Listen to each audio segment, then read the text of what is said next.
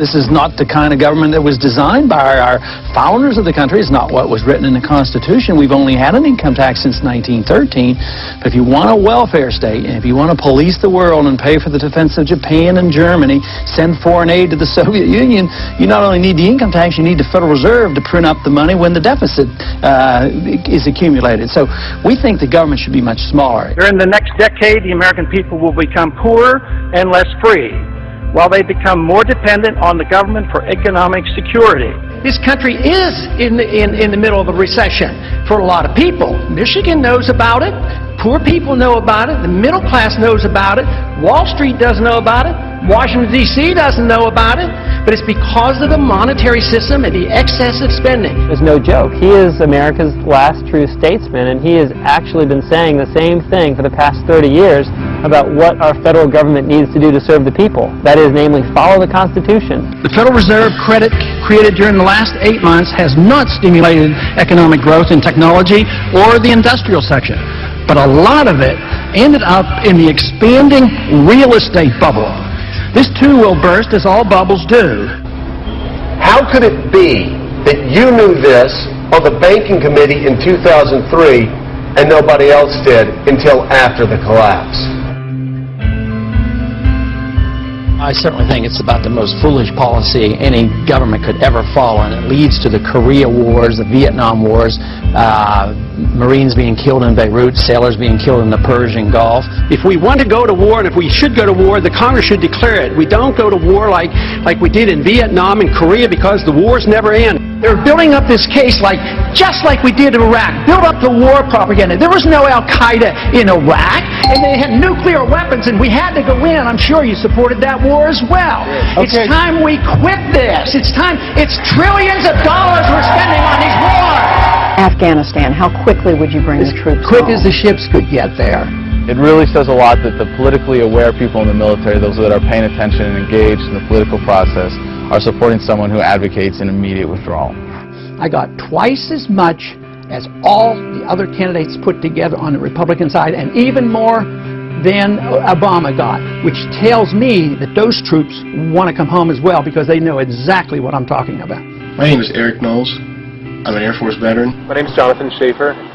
I spent 6 years in the Navy. Hello, my name is Tony Marek. I served in the Army for 8 years. I'm Al Schlegel. I'm an 8-year Air Force veteran. Hi, my name is John Jones, and I'm a U.S. Air Force veteran. I have a cousin who's in the Marine Corps. He spent 18 months over in Iraq. A war based on a lie. There's great reason to have hope for Ron Paul's candidacy, as he's the only veteran in the Republican primary right now, the only representative in Congress that takes his oath to the Constitution and the rule of law seriously. You sign up for the military, and you sign the dotted line. You're there to defend America and the Constitution, and Ron Paul is the only person that's been doing that for a while now. I support Ron Paul because I believe he's the only candidate with the fortitude to actually stand by the Constitution. I took an oath to support and defend the Constitution, and he is the only elected representative that actually takes his oath seriously. I think he's dead on when he talks about the Federal Reserve System. It's only because the government is able to print money to pay for the war that we're able to stay at war. And that act of printing money makes us all poor. It's been going on and on because we just plain don't mind our own business. That's our problem.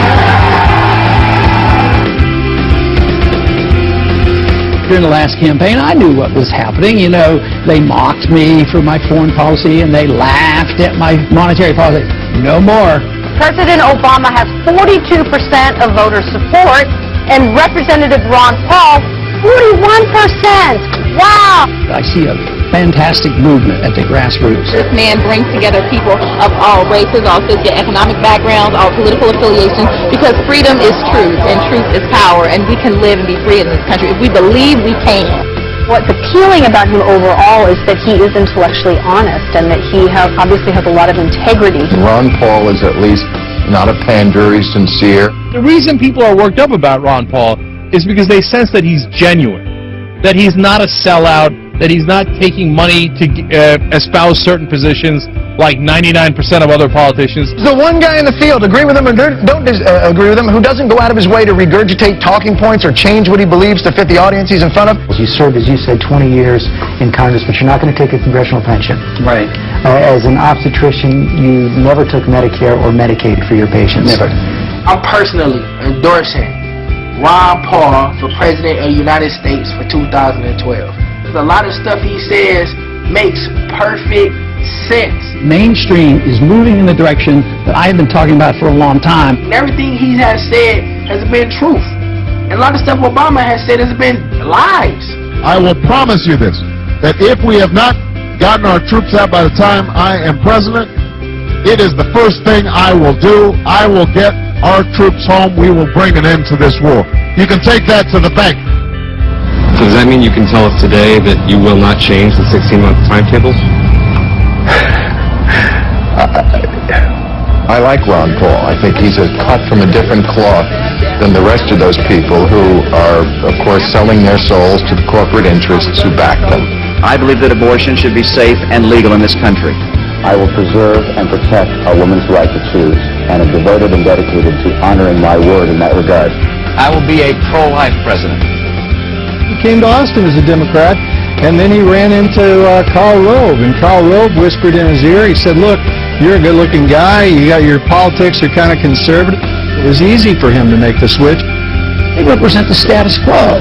And this is what excites so many people now. They're sick of the status quo. Suddenly, a lot of people who love the country and haven't voted precisely because they feel like it would be an insult to the great history of this country to vote for one or the other criminal are so excited at the prospect that, wait a minute, maybe the country can be saved after all. I do think you should value people who speak from the heart and who tell the truth.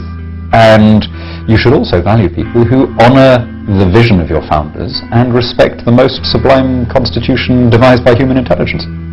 We want an America full of principled people. Not people who say one thing and do something else. Say anything to get elected, but who say what they mean what they say, and they live their lives by those principles.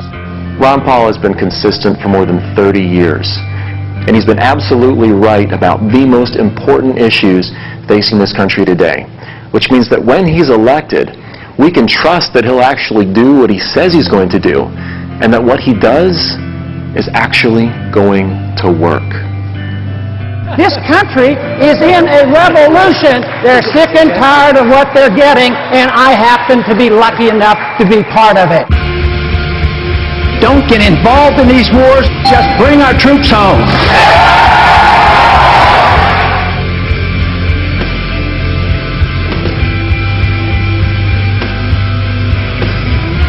There is absolutely never a reason to give up 1 ounce of freedom for the sake of security. It won't work.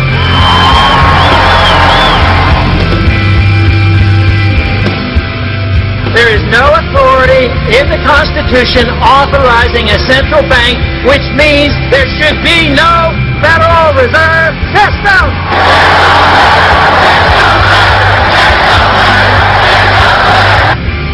An idea whose time has come cannot be stopped by any army or any government.